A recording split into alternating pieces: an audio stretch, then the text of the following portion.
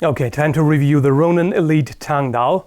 It's generally a little difficult for me to review Chinese swords because I know very little about them and how they're used. But there are still some observations I can make about the overall build quality and performance, so let's give it a go. First off, this sword is offered for $875 US, and I'll leave the link down below in the video description along with the specifications. I also should point out that this was sent to me as a free review sample. From what I've read, and again, my knowledge is very limited on this, so take it with a grain of salt, this seems to be kind of the proto-katana. The Chinese came up with this design first, and then the Japanese took inspiration from it and made the katana based on it. I can't say for sure. So let's just talk rather about how this particular reproduction is made, because that's what I know more about. So the blade is made of differentially hardened and folded 1095 high carbon steel, which is a very good choice. Tends to be a very hard steel. So differentially hardened, in case you don't know, means that the edge is harder than the spine so that you don't risk shattering the entire blade, but you get the additional durability and sharpness from the very hard edge. When taking a close look, you can see the lines from the folded steel, but the effect is not very strong. You have to bring it close to your eyes to notice it, although in sunlight it tends to be a bit more pronounced. And it's got a mirror polish, as you can see. The handle is covered in ray skin, and its cross-section is somewhere between oval and rectangular with rounded corners. It has brass fittings, and it's a nice antique brass that almost looks like old bronze at first glance. They are well shaped. I can see no obvious irregularities anywhere, and it's a nice smooth finish. It doesn't have any sharp corners anywhere. And the fine details look really nice, especially with the antique brass. You have the brighter brass contrasting against the darker, almost black parts. So that looks quite nice.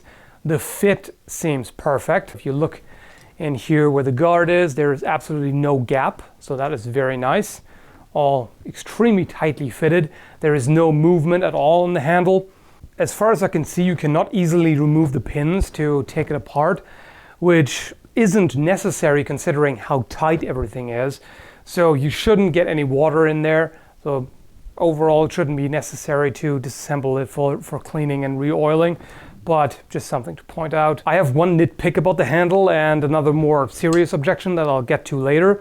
So the nitpick is that the line is not quite even. If you look a certain way towards the guard, you can see that it's not perfectly evenly shaped, which is not a problem for the handling at all. It really is just a nitpick. The edge geometry is a little different from katanas, at least the one that I've seen.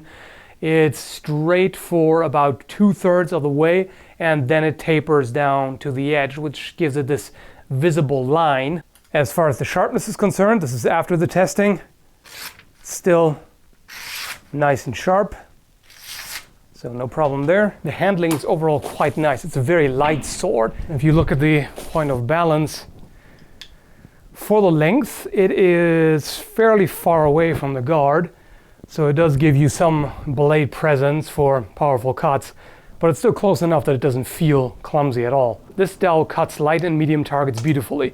No problem with water bottles, soaked straw mats and the like. It all does the job very well and easily. When I did abusive testing, I hacked it repeatedly into a piece of beechwood. This is where I found a bit of a problem. Namely, the handle is quite uncomfortable on the hand. Ow. The ray skin is kind of like sandpaper in the hand. It's very, very rough.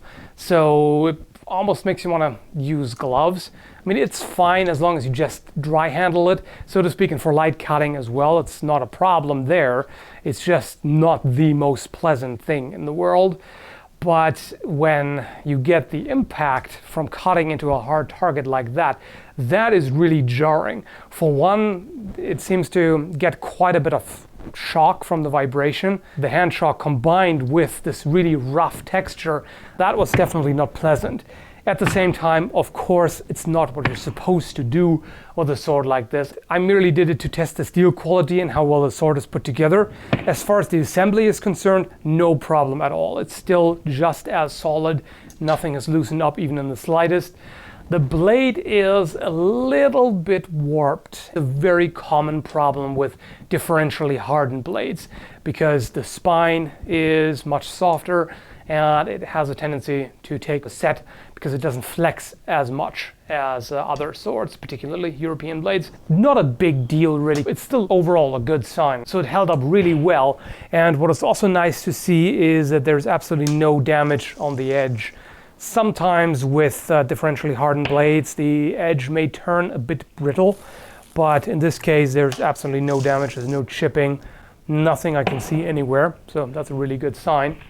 Let's take a quick look at the scabbard.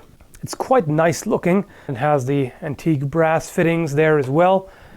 And the way it fits the blade, absolutely no complaint there. You can see in the close-up here that it's a perfect fit, and it looks quite nice in the scabbard because the guard on the sword and the fitting at the mouth of the scabbard just go really well together. It's not too tight, so a light tug will get the blade out, but at the same time it's tight enough that it doesn't come out, so that's pretty much perfect. So to summarize, really my only complaint is about the handle, with how rough and abrasive the handle feels. If you have very calloused hands, then it might be less of an issue. But even then, I would think that with the way the vibrations go right into the hands, it's not the most pleasant thing to use on anything other than light targets. So that's a bit of an issue. Otherwise, it's a nice blade. Overall, it's really well made. The fit and finish are excellent. No complaint about that.